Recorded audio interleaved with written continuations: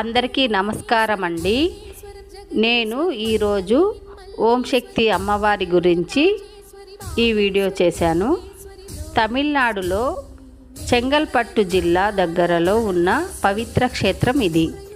చెన్నైకి 90 కిలోమీటర్ల దూరంలో ఉంది. ఓం శక్తి అమ్మవారు ఆది పరాశక్తి స్వరూపంగా దర్శనమిస్తారు. ఇక్కడ భక్తులు మాలలు ధరించి ప్రతి సంవత్సరం డిసెంబర్ నుంచి జనవరి వరకు మాల వేసుకొని ఇరుముడి కట్టుకొని నియమనిష్టలతో అమ్మ దర్శనం చేసుకొని ఇరుముడిని సమర్పిస్తారు. ఓం శక్తి మాల మగవారు ఆడవారు అందరూ వేసుకోవచ్చు. అమ్మ దగ్గర కులమతి జాతి భేదాలు లేకుండా అమ్మకు ఓం శక్తి పరాశక్తి అనే నామస్మరణతో భక్తులకు శక్తిని వస్తుంది.